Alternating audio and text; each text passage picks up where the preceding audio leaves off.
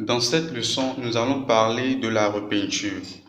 On peut définir la repeinture comme le comportement du script qui cause une différence entre les données historiques et réelles. Je vous montre un exemple. Ici, sur le RSI, on peut remarquer que euh, à ce niveau, je vais agrandir pour qu'on voit bien. Voilà. On peut remarquer que le RSI bouge.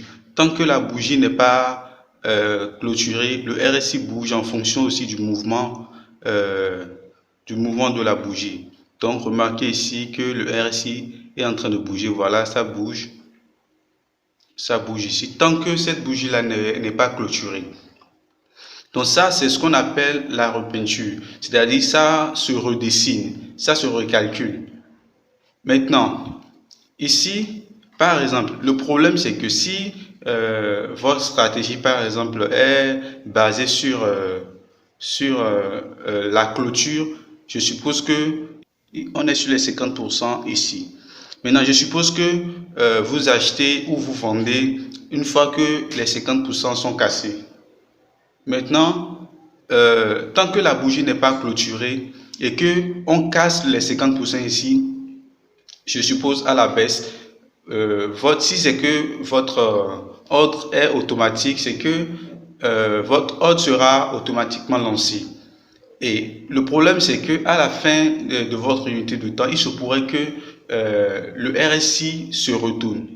Donc ça va faire la repeinture. Je vous montre encore un exemple ici. Par exemple, la repeinture sur une bougie s'effectue comment? On pourrait avoir une englobante ici. Mais tant que la bougie n'est pas clôturée, au fait, euh, l'englobante peut avoir lieu au cours de la bougie. Mais avant la clôture de l'unité de temps, on peut remarquer que la bougie n'a finalement pas fait une englobante. Donc là, euh, on peut aussi parler de la repeinture là. Maintenant, je vous montre encore un exemple dans le code. Et je vais ouvrir l'éditeur de code. Et en même temps, on va voir comment euh, remédier à cela. Donc pour cela, ici, j'ai écrit ce code. Je vais mettre ici. Je vais mettre ici vente. Ici, je vais mettre achat. Achat. Ici, je mettrai. Ici, je remettrai vente. Ici, je mettrai achat. Achat. Maintenant, je vais expliquer le code. Ici, ce code, la vente nous permet d'identifier un niveau de la bougie ou, enfin, un niveau de notre graphique où le bas actuel est supérieur au bas de la bougie précédente. Et ici, pour l'achat, on a le haut de la bougie actuelle qui est supérieur au haut de la bougie passée.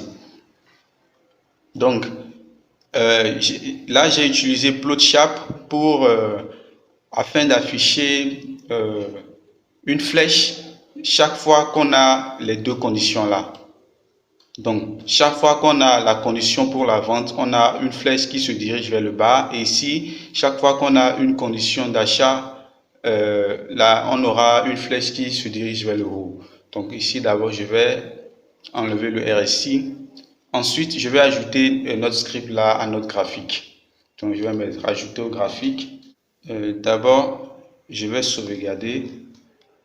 Je sauvegarde et ensuite, j'ajoute ça au graphique.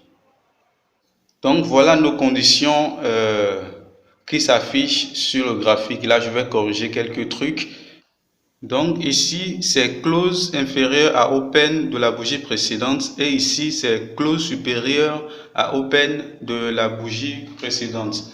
Donc quand on sauvegarde, voilà donc notre indicateur qui s'affiche. Maintenant, remarquez quelque chose ici. Alors que notre bougie ne s'est pas encore terminée, on peut remarquer que la flèche est affichée ici. Si notre bougie casse le bas ici, on va remarquer que la flèche sera toujours rouge. Par contre, si toujours en live, la bougie casse le haut de cette bougie-là, on aura la flèche ici qui va s'afficher en bas, la flèche verte. Donc là, on a deux signaux en même temps en live, ce qui n'est des fois pas bon. Donc pour remédier à cela, ici, on va ajouter une condition. On va mettre end, on va mettre end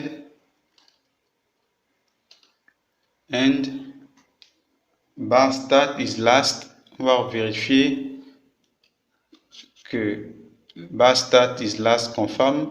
Vérifier que la dernière bougie est bien confirmée. Donc, end ici aussi. Remarquez ici qu'on veut maintenant d'avoir une bougie, une flèche verte. On verra bien si on aura la bougie, on aura la flèche qui va changer ici. Donc, en attendant ici, on va mettre